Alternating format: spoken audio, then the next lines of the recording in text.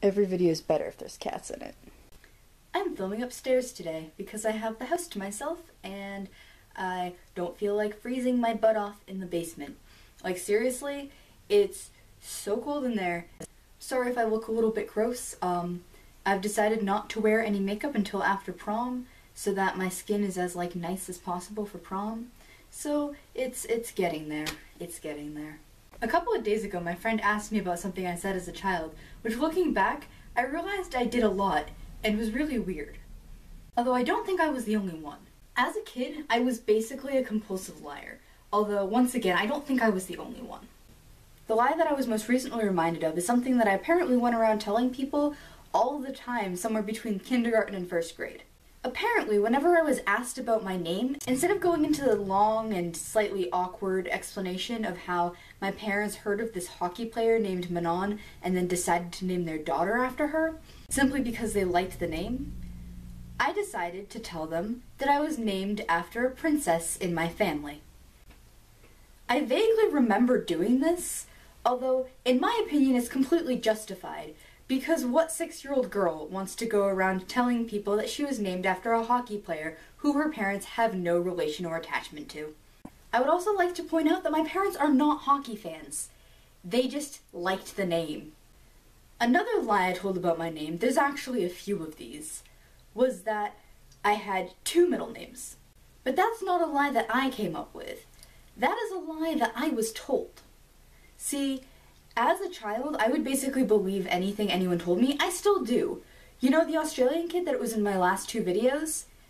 One of his friends convinced me over Facebook that drop bears are real.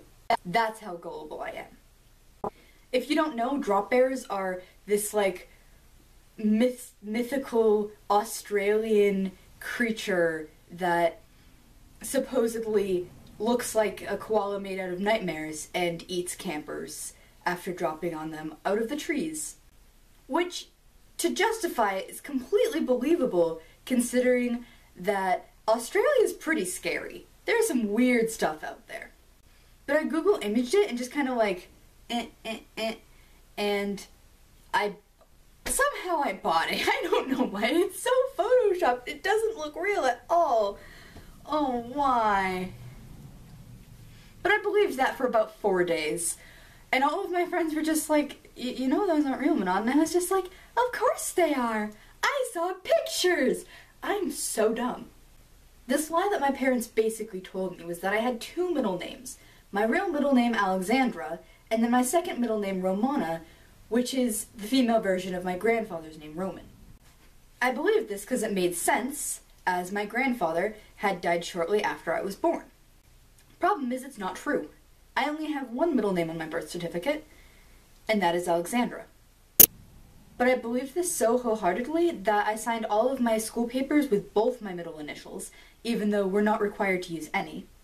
Another lie that I told fairly frequently as a young child, we're looking at maybe 1st and 2nd grade here, is that I was Irish. And the reason I told this lie so frequently was because all my friends were Irish. I live in an area that has a lot of Irish people. However, I am Polish, Russian, Turkish, British, French, and German. According to my mother, I have this much Irish ancestry, but it doesn't really count if it's less than 1%. So I would go around telling my friends that I was 50% Irish, 90% Irish, 100% Irish, but also Russian, Polish, French, German, Turkish, whatever else I am.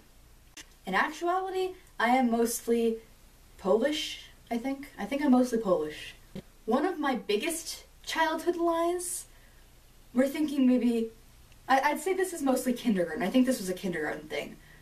I told a lot of people that I did ballet.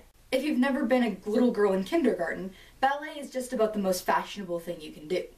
For some reason, a combination of Barbie dolls and weird marketing has convinced all 6-year-old girls that ballet is what they need to be doing. Not only did I tell all of my friends, teachers, and classmates that I did ballet, I told them that I was playing Clara in the Nutcracker. First of all, I don't know what ballet company would cast a 6-year-old as Clara, unless the ballet company catered exclusively to small children. But the automatic response when a young child tells you that they have the lead role in a ballet is to ask when it is, where it is, and can I come see it. So I no, convinced isn't the right word. I told all of my friends, teachers, and classmates that the ballet company that I danced for was off Cape, and you had to drive for 4 hours to get there, which meant that it would be really inconvenient for them to come see me dance. At this point, literally no one believed me, as no sane parent would take their 6-year-old 4 hours to go to dance practice. When I was a little kid before my adult teeth grew in, I had a huge gap between my 2 front teeth. Instead of admitting that I had freakish teeth, I just told them that I lost the tooth that's right in the middle of the front row. There is no tooth right in the middle of the front row. Congratulations, 5-year-old Manal, you turned yourself into even more of a freak than you actually were. And that's pretty freaky. That's all I feel like talking about for today, so I will see you later. Can you please not?